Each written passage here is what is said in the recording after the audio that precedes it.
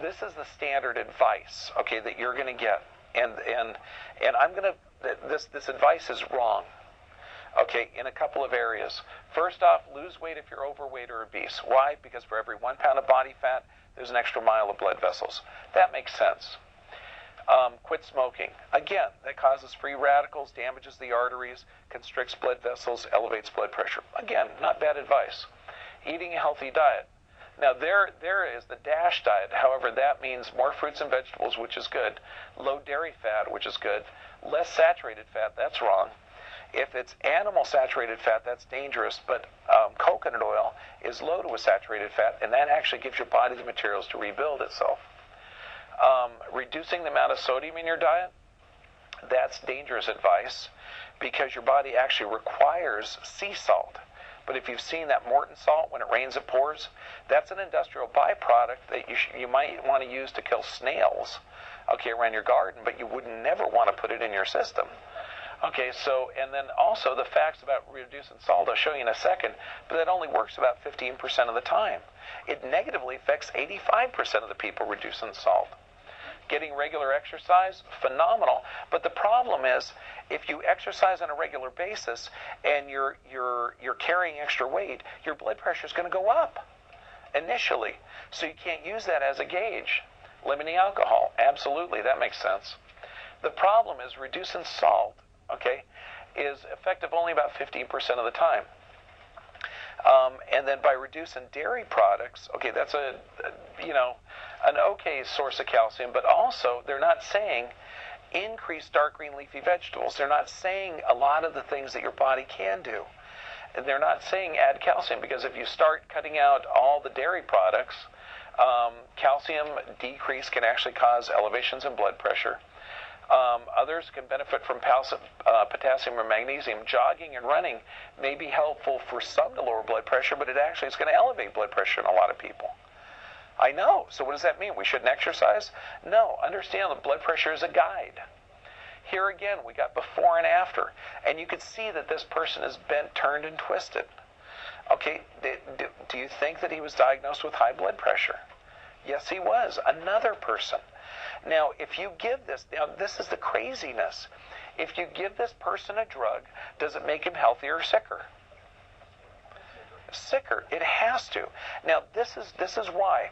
Now, your body secretes certain hormones all the time under physical, chemical, or emotional stress. Ha! Did I just scare you? Yes, I did. Good. That was emotional perceived stress.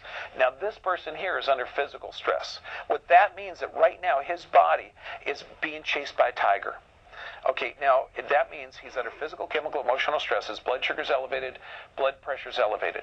If you give him a drug to lower his blood pressure, his body's going to secrete cortisol. Now, the primary role of cortisol, and this is a stress hormone, is to downregulate insulin receptors. So that means if you give him a drug to lower his blood pressure, his body secretes cortisol to get that blood pressure back up to where it needed it in the first place. So does that mean if you give him a blood pressure drug, he's more predisposed to diabetes? Yes or yes? Absolutely he is. So wait, that doesn't make any sense.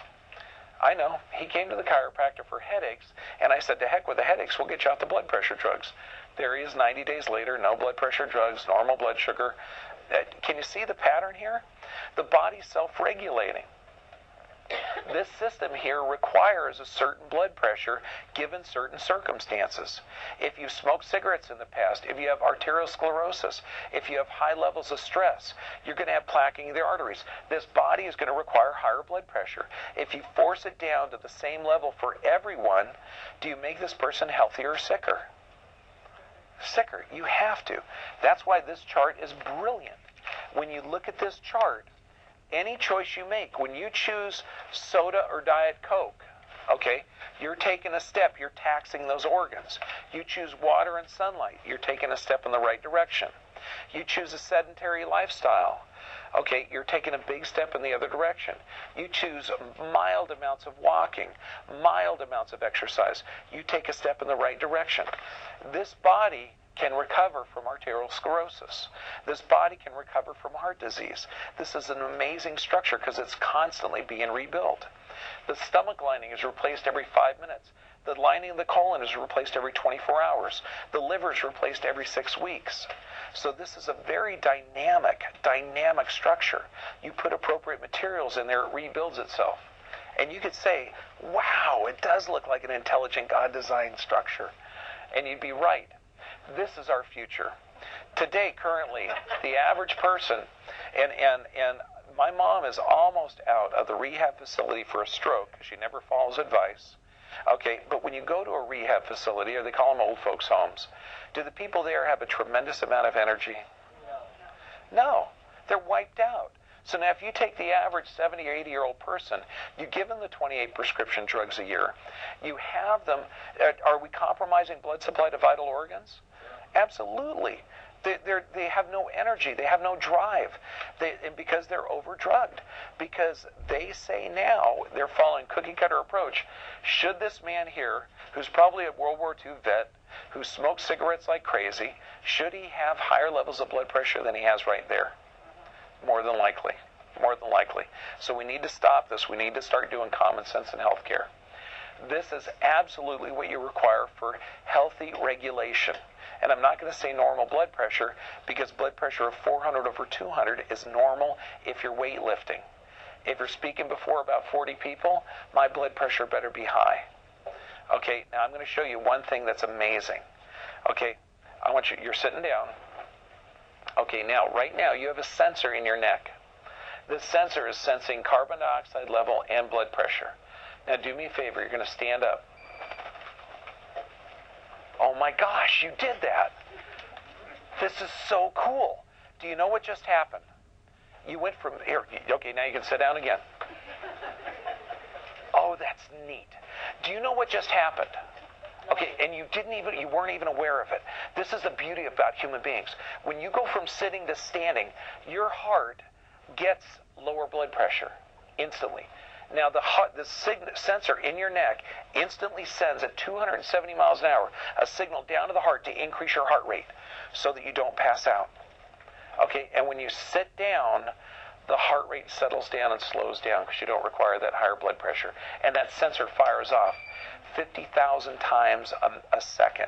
So it has a phenomenal amount of neurologic influences in order to regulate your blood pressure. Did you know you just regulated your blood pressure up and down by standing and sitting? Isn't that cool? I know, the more you know about anatomy, then you're thinking, oh my gosh, I know that I have a subluxation of my neck. Could that negatively affect how my sensors work? Yes or yes? I know, it's the automatic nervous system. Now, if you give that automatic nervous system sufficient detoxing through exercise, appropriate nutrition, you give it appropriate hydration, this means at minimum 50% of your body weight in water a day in ounces. So a 200-pound man, 100 ounces of water minimum a day. Minimum a day. You get direct sunlight exposure. Are there study after study after study that shows that water, exercise, and direct sunlight exposure lower blood pressure? Yeah, I think that's a ridiculous study. They're not asking the right question. Do we want lower blood pressure, or do we want self-regulating, self-healing mechanism? Absolutely we do.